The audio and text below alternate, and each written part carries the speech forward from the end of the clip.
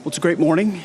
The United States is proud to be here, proud to be a part for a very long time of NATO and ensuring NATO remains robust and strong, maintaining deterrence on the European continent. You know, a lot of people don't know in Afghanistan, I served under a NATO mission as a U.S. troop alongside a lot of brave NATO troops. That was a different kind of mission for NATO, far-flung after America was attacked.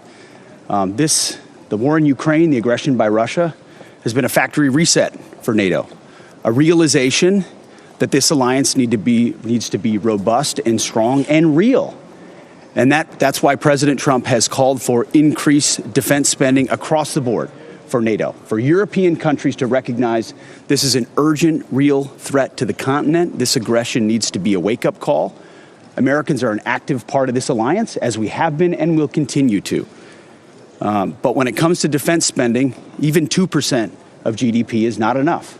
3 and 4, and ultimately, as President Trump has said, 5% of defense spending is critical. A realization that there is a Russian war machine that has sought to take more and more land in Ukraine. And standing up against that is an important European responsibility. And of course, the United States has been there for a long time as well. My role as a representative of the United States is to speak realistically about the course of that conflict.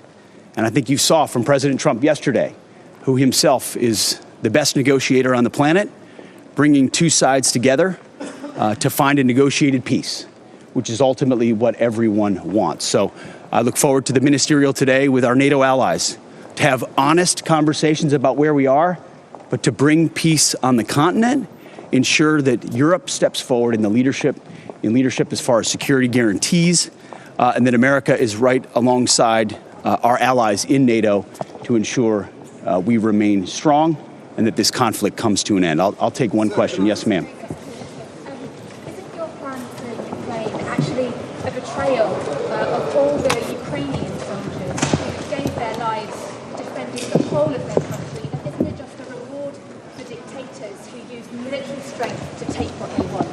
Well, that's your language, not mine. Certainly not a betrayal. As I said to our allies yesterday, we recognize the incredible commitment that has been made over many years.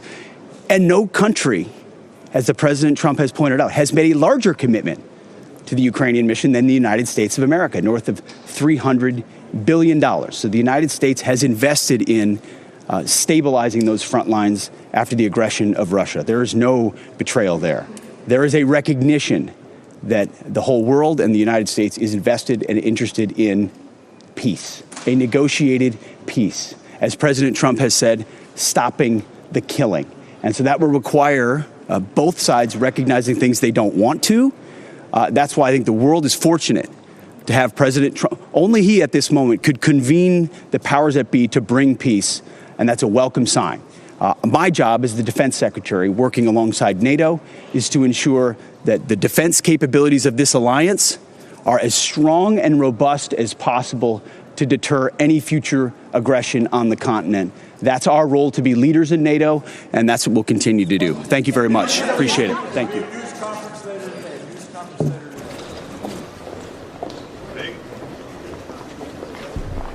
Good morning. It's a real pleasure to welcome Pete Hegseth again today to NATO. We had a wonderful dinner last night. We discussed a lot of things. Obviously, defense spending. Clearly, we have to do more. We have to ramp up defense spending because we know we cannot protect ourselves 4 or 5 years from now if we don't. And also, we need to ramp up defense spending because it is clear that the US rightly requires us to do more here on the European side and the Canadian side of NATO. It's only fair, it's only sensible. We also will discuss defense industrial production because we simply do not produce enough. This is including the US and up to and including Turkey and everything in between. We need to really get more output from our huge defense industrial base to keep up with Russia, the Chinese and others. And then during the lunch we will of course discuss Ukraine. What happened yesterday, of course, here in the meeting and also coming out of the White House will lead to debate. But there is a clear convergence emerging, and I'm very happy about that. And the convergence is, 1, we need peace in Ukraine. 2, we have to make sure that Ukraine is in a position of strength. And three, as you, Pete, said yesterday, we can never, ever, ever again have a Minsk III situation where a peace is not durable. So collectively we'll work on that. We will discuss this amongst allies. I look forward to that. Pete, again, welcome to NATO. Welcome on board. Well, Mr. Secretary General, thank you very so much. much. Appreciate it. And we did.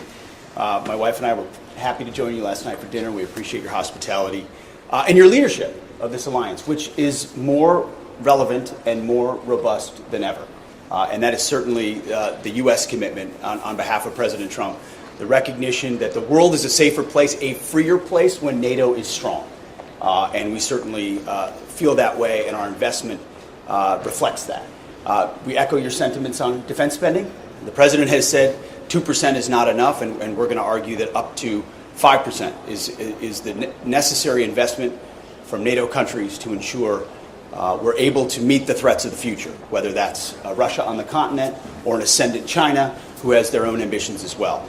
But also the defense industrial base, not just in Europe, but in the United States as well. We need the ability to create the systems and the munitions necessary to sustain a fight.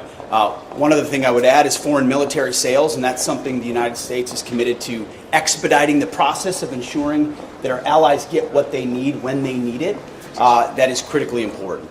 And then, as you saw yesterday, there's one man in the world capable of convening the parties together to bring peace, and that's President Donald Trump, which he demonstrated yesterday in speaking to both Vladimir Putin and Zelensky, and bringing about, we believe, a durable, lasting peace on the continent, which his goal is to stop the killing and bring that peace, that it's in the interest of the continent and the United States to do so. We look forward to even more robust conversations today, realistic, honest, straightforward discussions, but all under the guise of full support and belief that a strong NATO alliance is what will defend the free world, alongside ensuring America maintains that leadership role. So, Mr. Secretary General, thank you. Thank you so much. You got it. Thank you. Okay.